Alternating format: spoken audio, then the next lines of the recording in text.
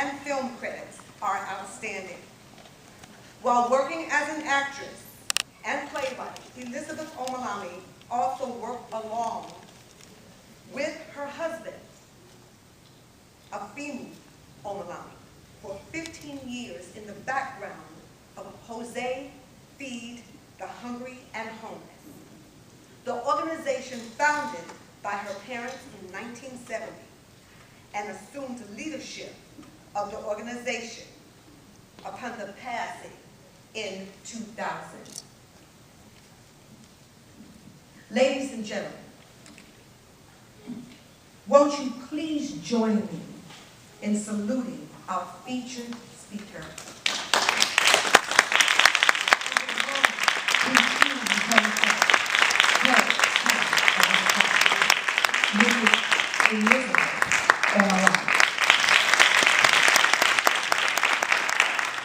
Thank you. Wow. How come they didn't let me come up on the pit?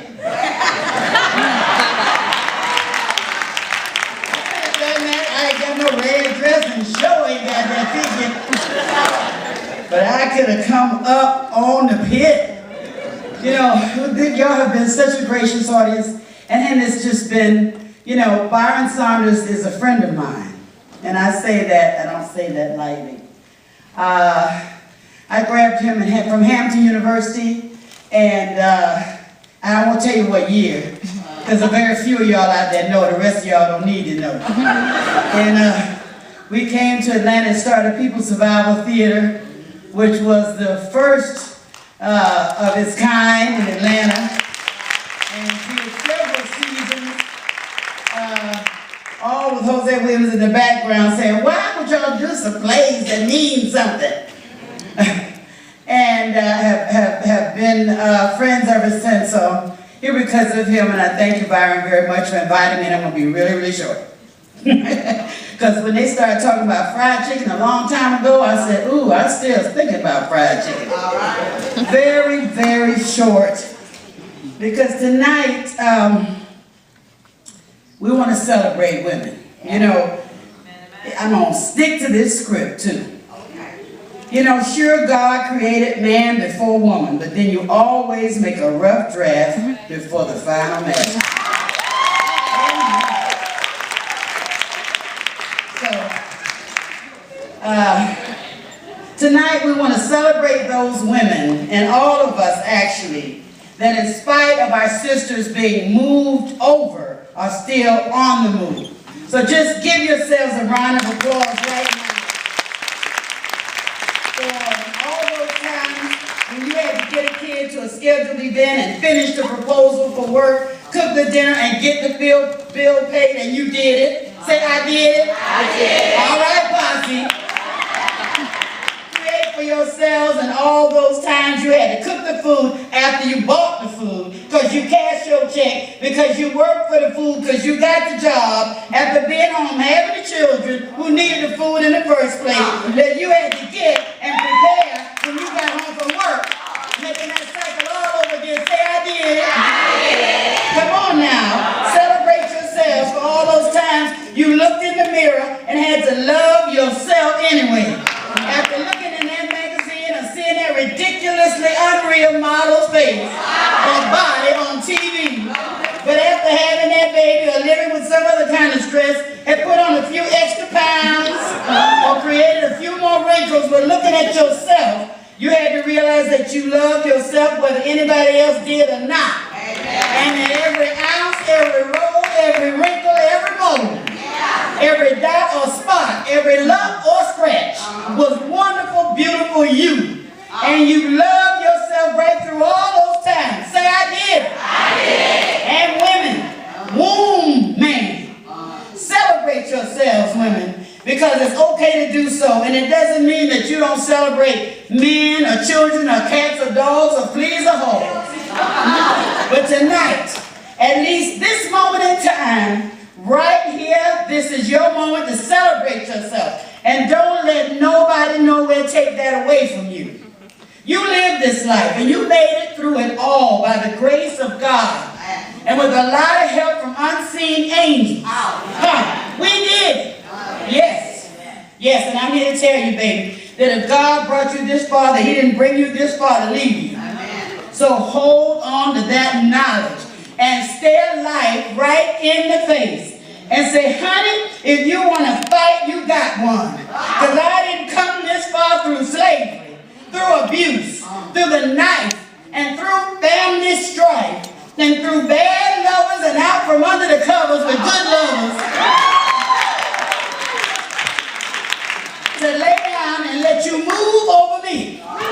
Because I will make it. I will be heard. And I will thrive to the end. My life again will begin in 2010. We did it. We did it, women. Amen. We need to encourage each other. We can only do this through being united, sisters.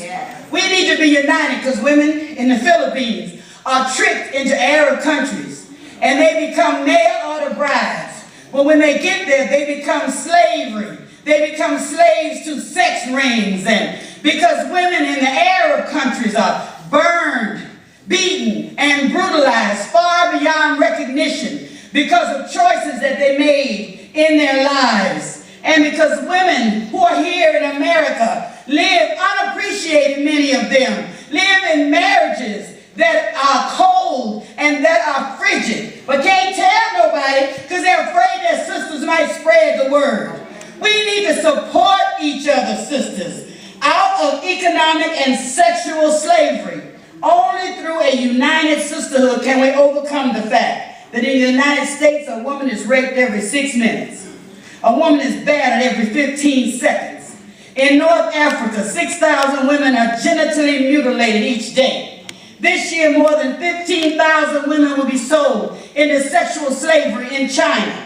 200 women in Bangladesh will be horribly disfigured when their spurned husbands or suitors burn them with acid. More than 7,000 women in India will be murdered by their families and in-laws in disputes over dowries. Violence against women is rooted in a global culture of discrimination, which denies women equal rights with men and legitimizes the appropriation of women's bodies for individual gratification or political gain. See, women earn less than men when they work. And women looking for a job are held to a higher standard than a man to even get the job. So we have to encourage ourselves, women, as we cry for our sons, as we cry for our own bodies, as we cry for our unborn children. It's a horrible thing for a woman not to be able to feed her children. And the organization that I run, called Hosea Feed the Hungry, is ashamed to admit that right here in America, 30 million children live in families that experience food scarcity this year. And a hungry child cannot learn. But it's the mothers that raise the children that must stand up together and say, no more cuts in food stamps, no more cuts in TANF and social services, Obama, no more cuts in social health care, peach care for our children. The women vote more than men. And so we must stand up together and say, what? No more.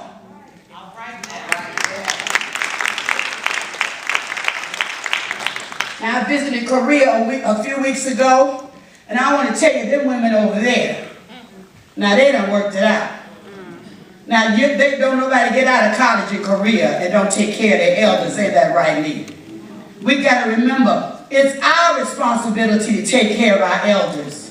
As women, our mothers and grandmothers shouldn't be languishing to death in some senior citizens' high-rise with nobody to give to them.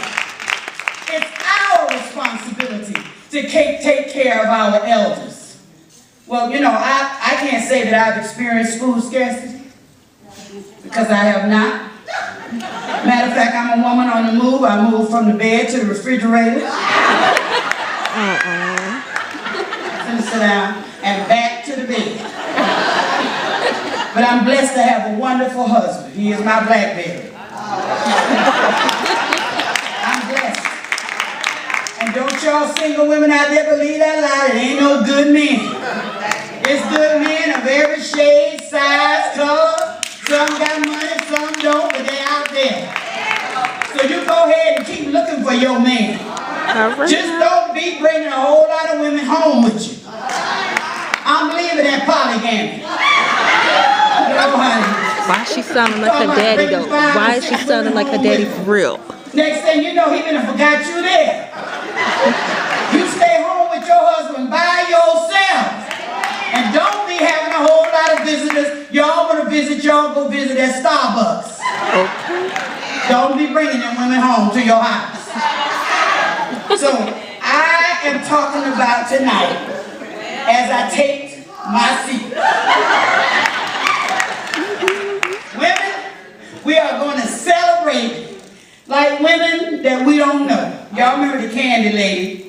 Y'all had the candy lady in y'all's neighborhood. We're going to celebrate the candy lady tonight. We're going to celebrate grandmothers like Elizabeth Terry. We're going to celebrate the beautician, the counselor, the medicine woman, the community doctor, the nurse, the woman preacher, the priest. We're going to celebrate the house cleaners that help us keep our families going, and the cooks who feed the next generation. We're going to celebrate the garbage women, the judges, the lawyers, and the politicians. We're going to celebrate the midwives and the farmers and the scientists and the inventors. Let's remember those women who will never have their 15 minutes of fame. Those women who give day after day, doing the very best they can to raise their children while keeping a full-time job. And then they're expected to be somebody in the bed after the kids go home.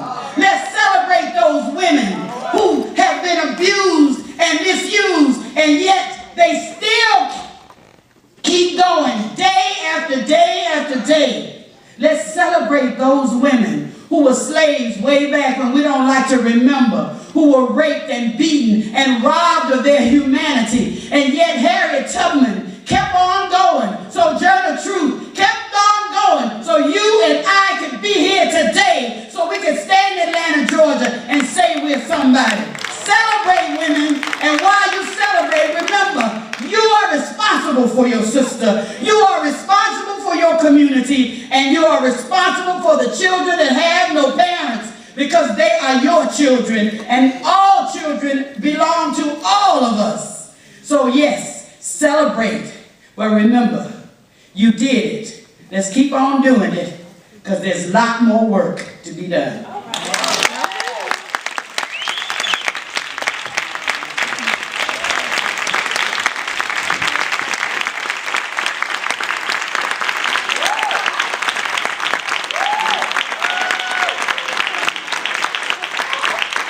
36 years ago, my very dear friend, Elizabeth Williams Omilami, invited me to Atlanta to help her start a theater company. You're right, that company was People's Providers Theater. Now, for those who may remember, this theater company was a part of Metro Atlanta SCLC, under the leadership of the late Hosea Williams. And since that time, Hosea's daughter has fulfilled a promise that was made, and a vision whose spiritual journey is an incredible achievement. Elizabeth's involvement of annually feeding the hungry, clothing the naked, sheltering the homeless, and bringing peace to the depressed can only be described as nothing less than miraculous.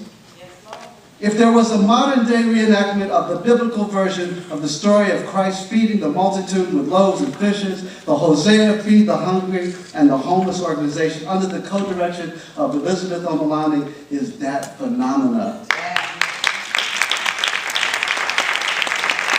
Elizabeth, I want to personally salute my dear friend. It's an honor to call Elizabeth my friend.